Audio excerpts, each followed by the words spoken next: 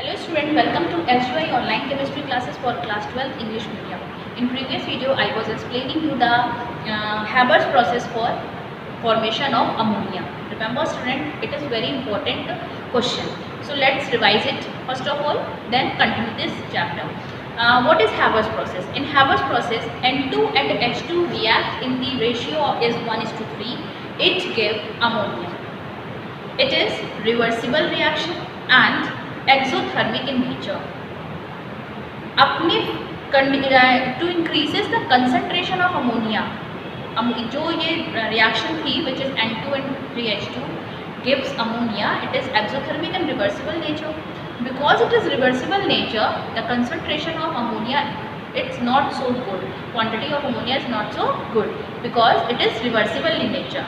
अपनी favourable condition लाने के लिए इसमें ली चैटलर प्रिंसिपल का यूज़ करेंगे and according to Le Chatelier principle when we take increases temperature high temperature and when we take a high pressure and low temperature, then we achieved higher concentration of ammonia and the temperature is 500 degree Celsius and the pressure we take 200 atmospheric pressure.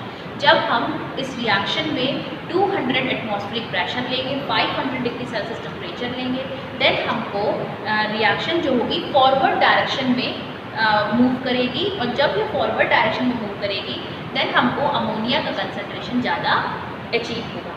इसके साथ एक condition और इसके इसमें लगी हुई थी, because इस रिएक्शन का जो एक्टिवेशन एनर्जी है, व्हाट इज एक्टिवेशन एनर्जी? जब रिएक्टेंट मॉलिक्यूल रिएक्ट करते हैं उनका जो कोलिजन होता है, मॉलिक्यूल्स लेते हैं, मोल के फॉर्म में लेते हैं, एवोगाड्रो नंबर के बराबर के अंदर मॉलिक्यूल्स होते हैं, इन मॉलिक्यूल्स के बीच में कोलिजन होता है, कोलिजन के बाद एनर्जी कंबाइंड होती है, एनर्जी कंबाइंड होने के बाद प्रोडक्ट में कन्वर्ट होते हैं, बट रिमेंबर सारे कोलिजन से प्रोडक्ट हमको ऑब्टेन नहीं होता है, केवल वो ही कोलिजन सक्सेसफुल होते हैं जिनका कंबाइंड एनर्जी थ्रेशोल्ड एनर्जी से बराबर या थोड़ा सा ज़्यादा होके देन वो प्लॉट ऐसे करके जाता है।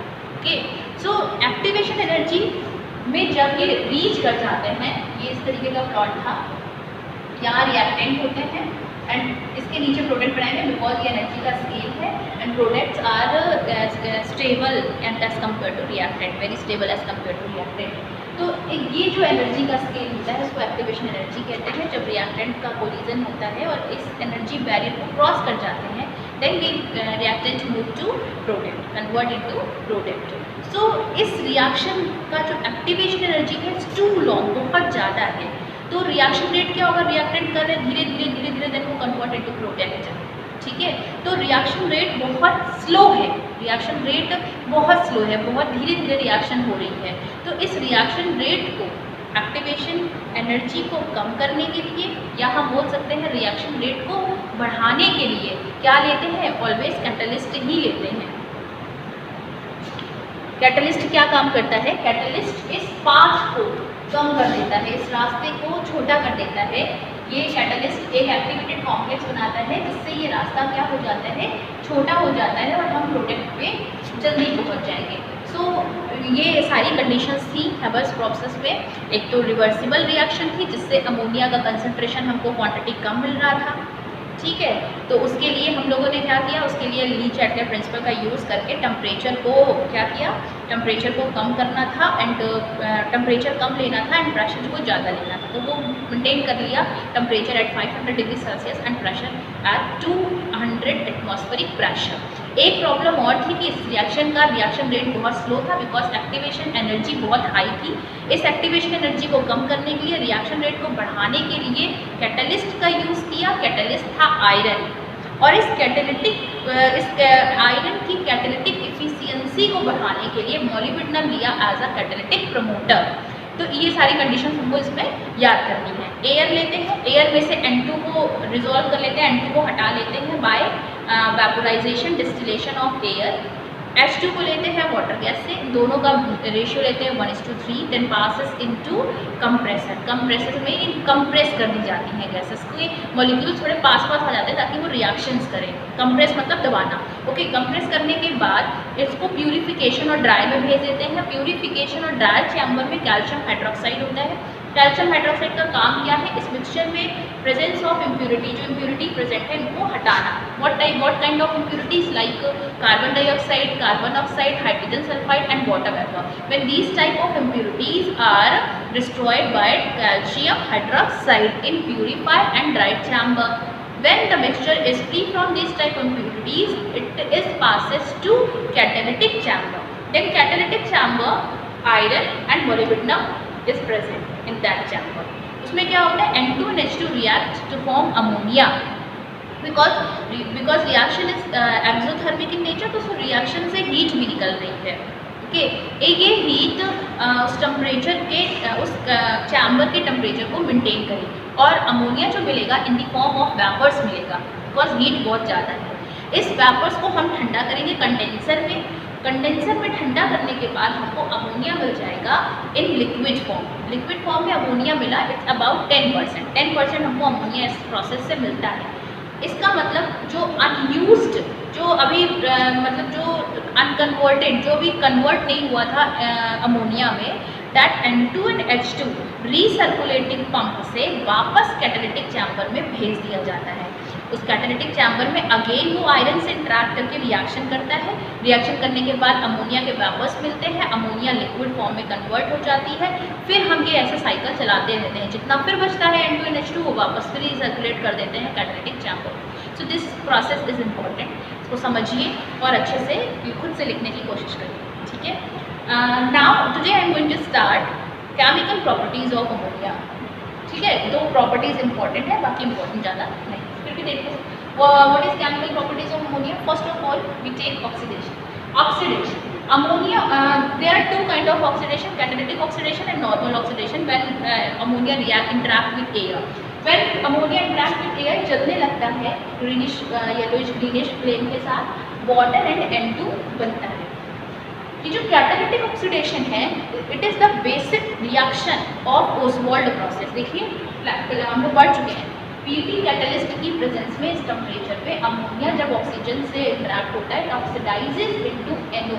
NO इज अनस्टेबल, अभी बात की बात है, जब ओसवाल्ड प्रोसेस कर रहे थे तो NO फिर हमको HNO3 दे रहा था, बट यहाँ पे सिर्फ हम यही रिएक्शन ले रहे हैं in which in the presence of platinum gauze, platinum जाली की प्रेजेंस में ये ऑक्सीडाइज होता है NO एंड वाटर। थर्ड क्या है, reaction with metals like sodium, NaNH2 and H2 gas इससे इवोल्व हो जाती है। हाँ, this is important reaction, complex formation. Ammonia complex बनाता है। कॉम्प्लेक्स क्या होते हैं, इस टाइप के कंपाउंड जब आपको दिखाई पड़े ये कॉम्प्लेक्स कंपाउंड होते हैं। कॉम्प्लेक्स कंपाउंड में एक ब्रैकेट होता है जिसको कोऑर्डिनेशन स्पेयर कहते हैं। उस ब्रैकेट के अंदर एक डी ब्लॉक का मेटल होता है, यहाँ पे डी ब्लॉक का मेटल कॉपर है, और उसके जितने भी उस ब्रैकेट्स के अंदर और स्पीशीज लिखे रहते हैं उनको लिगेंड्स कहते हैं। इसका कैरेक्टरिस्टिक क्या होता है, डी ब्लॉक के मेटल्स में वैकेंट डी ऑर्बिटल होता है, और जो और इस कोऑर्डिनेशन स्पेयर्स के अंदर और जो स्पीशीज लिखी रहती हैं एक्सेप्ट देन मेटल के अलावा जितनी और स्पीशीज लिखी रहती हैं वो उनका काम क्या है, मेटल के वैकेंट ऑर्बिटल्स में 2 इलेक्ट्रॉन आगे डाल देना और कोऑर्डिनेशन बॉन्ड बना देना। अब यहाँ ये कैसे फॉर्म कर रहा है, बिकॉज नाइट्रोजन के पास लोन पेयर प्रेजेंट है, सब जानते हैं। आप यहाँ पे देखिए नाइट्रोजन अगर मैं बनाऊँ, it have 5 electron in their valence shell, 1 2 3 4 5। ये H ने अपना एक से डुप्लेट बना लिया और नाइट्रोजन के पास 5 इलेक्ट्रॉन। तो these 2 non bonding electrons are known as one lone pair. तो ये इसके पास एक लोन पेयर है, बहुत इजीली से ये कॉपर के वैकेंट डी ऑर्बिटल में ये 2 इलेक्ट्रॉन डाल करके कोऑर्डिनेट बॉन्ड बना लेता है। तो रीजन क्या है, why ammonia form complex compound, तो इसका आंसर है because it have one lone pair and ये लोन पेयर डोनेट कर देता है कहाँ पे, टू वैकेंट ऑर्बिटल और vacant d orbital of metals. What kind of metals, metals of d block की मेटल्स जिनके पास वैकेंट डी ऑर्बिटल होता है उसमें ये अपने 2 इलेक्ट्रॉन डाल करके लोन पे डाल के कोऑर्डिनेट बॉन्ड बना लेता है, कॉम्प्लेक्स फॉर्मेशन हो जाता है। ये पूरा चैप्टर है कॉम्प्लेक्स कंपाउंड का, देन हम लोग को बहुत अच्छे से डील करेंगे। हाँ, these 2 reactions are also very important in which reaction क्या है, अमोनिया रिएक्ट विद क्लोरीन, लेकिन कंडीशन 2 है, when excess of ammonia react with Cl2 then and when excess of chlorine react with ammonia। so product हमको learn करने पड़ेंगे, when excess of ammonia react with chlorine to form ammonium chloride and N2। ammonium chloride and N2. And when excess of Cl2 react with ammonia, it forms NCl3. It is yellowish liquid which is explosive in nature.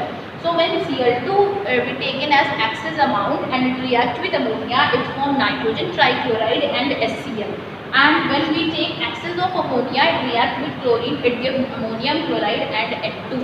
These two reactions are very important. Understood? So this is all about the chemical properties of ammonia. ये chapter आपका P block का nitrogen family होता है खत्म। ये chapter आपका unit 2 में आ रहा है, जो पूरा मैंने आपको बुकलेट में प्रोवाइड किया हुआ है। नेक्स्ट वीडियो से हम ऑर्गेनिक केमिस्ट्री पढ़ेंगे। ऑर्गेनिक केमिस्ट्री का first chapter is almost done, which is haloalkane and haloarine. Now the second chapter is alcohol, phenol and ether. So हम लोग next वीडियो में alcohol, phenol and ether को start करेंगे। Okay, ठीक है। This is all about the ammonia. Unit 2 में आपका यही चैप्टर आ रहा है।